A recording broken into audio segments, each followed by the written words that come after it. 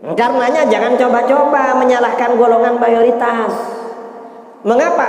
Golongan mayoritas ini banyak ulamanya, banyak buyanya, banyak tuan gurunya, banyak tengkunya, banyak kiainya, banyak ustadznya.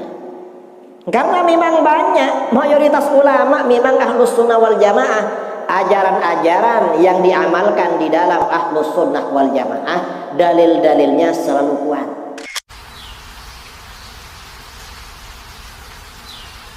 Kemudian datang orang-orang ya ngaku ahlus sunnah. Ngaku apa? Ahlus sunnah.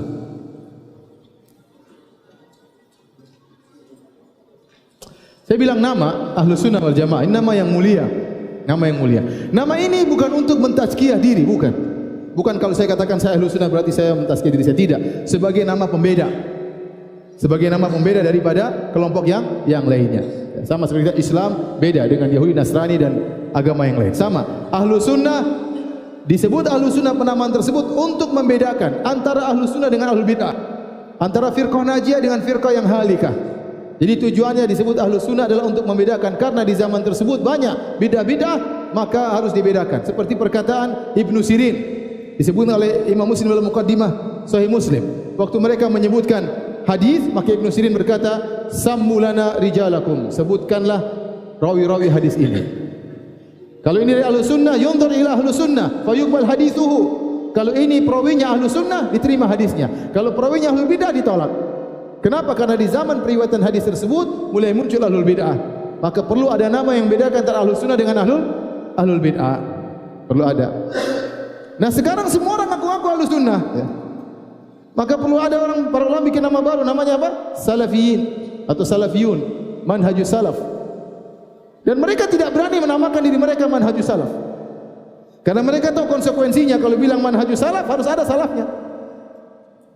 Kalau ahlus sunnah mereka masih ngaku kita ahlus sunnah ya. Kok bikin bid'ah? Ini bid'ah hasanah. Berarti ahlul bid'ah hasanah. Ahlul bid'ah hasanah wal jamaah. Paham ya? Jadi sebenarnya ini nama yang mulia, ahlus sunnah. Berarti ente harus berdalil dengan sunnah, harus dengan dalil. Bagaimana ente berakidah atau melakukan perbuatan yang tidak ada dalilnya? Bagaimana ente melakukan perbuatan yang tidak ada dalilnya? Kalau ente mengatakan ente ahlus sunnah, harusnya ente sibuk dengan sunnah-sunnah Nabi. Ya, ente harus memperjuangkan sunnah-sunnah Nabi. Tapi kalau ternyata yang ente perjuangkan, amal yang utama yang ente lakukan bukan ajaran Nabi sallallahu alaihi wasallam, maka ente tidak dikatakan ahlus sunnah. Siapa yang mengatakan ini sunnah Nabi sallallahu alaihi wasallam? Enggak ada yang berani. Apakah ente lakukan di sunnah Nabi? Nabi pernah melakukannya, sahabat pernah melakukannya? Enggak ada. Terus ente bilang katakan ente ahlus sunnah? Enggak bisa. Keyakinan ente ini, contohnya mengatakan Allah tidak di atas, tidak di bawah. Ini akidahnya Nabi bukan? Mana dalilnya? Satu saja hadis. Kita ahlus sunnah, kita bawakan 1000 hadis, 1000 dalil bisa. Allah di atas, ayat, hadis-hadisnya, perkataan sahabat banyak sekali, 1000. Ente mengatakan Allah tidak di atas, tidak di bawah. Allah tidak di mana-mana. Itu yang ngomong gitu siapa? Mana sunnahnya? Mana hadisnya? Sebutkan satu hadis Nabi, tidak ada. Terus ente bilang nanti ahlus sunnah. Bagaimana? Jadi susah. Mereka ini mengatakan mereka ahlus sunnah, sementara mereka tidak mengikuti sunnah-sunnah Nabi sallallahu alaihi wasallam. Tapi mereka tetap mengaku, ya sudah. Kita ada nama baru namanya manhajus salaf. Salafiyun, nisbah kepada para salaf. Mereka tidak berani. Karena mereka tahu kalau sudah bilang di atas manhaj salaf, konsekuensinya ada. Harus ada salafnya, dan mereka tidak mungkin mengatakan salah begini karena mereka mengatakan ini bid'ah jelas, tapi ini bid'ah yang apa? Hasanah ya. Jadi mereka tidak mau menamakan diri mereka dengan manhajus salaf. Azan kah? Belum. Baik, jadi nama ahlus sunnah ini wal jamaah adalah untuk tamyiz, pembeda, ya, bukan tazkiyah. Rekomendasi. Jangan ente mengatakan ente ngaku-ngaku salaf, ente kayak sudah benar aja. Saya bukan benar, cuma saya senang di atas manhaj salaf.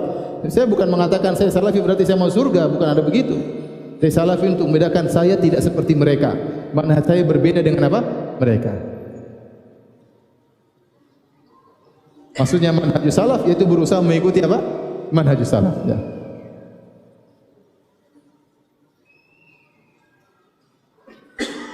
Berarti berusaha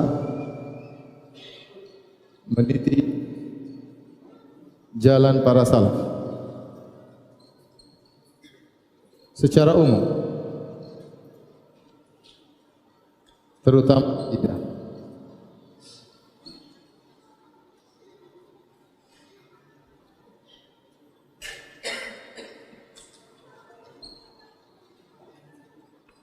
Berapa akidah? Nah, di antara ciri ahlu sunnah juga, saya lupa ya, ini selanjutnya ya, masih ada panjang.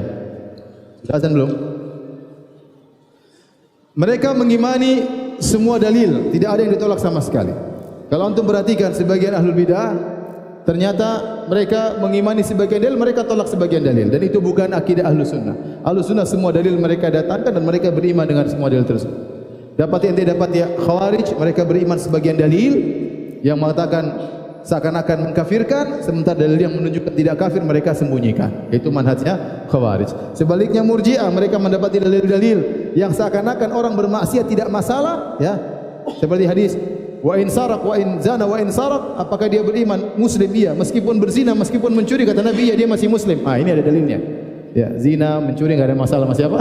Muslim. Dia lupa ada hadis-hadis yang lain mengatakan pezina, pencuri masuk apa? Neraka. Ya. Sehingga beriman hanya sebagian hadis dan menolak yang lainnya. Ya.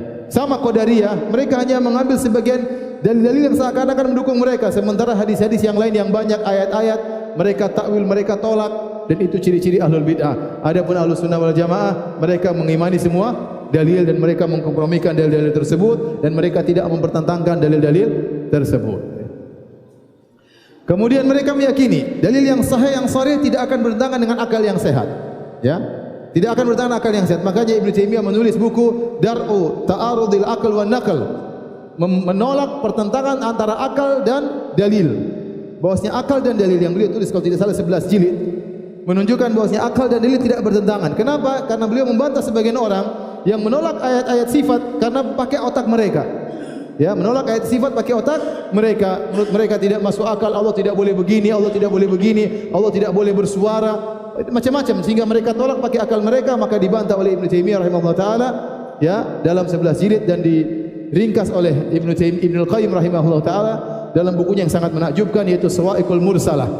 Dia sebutkan sekitar 50 bantahan terhadap orang yang menolak mempertahankan akal dengan dalil, dan beliau berkata ini hanya sebagian dari, ya, setitik lautan ilmu guruku Syekhul Islam Ibnu Taimiyah rahimahullahu taala.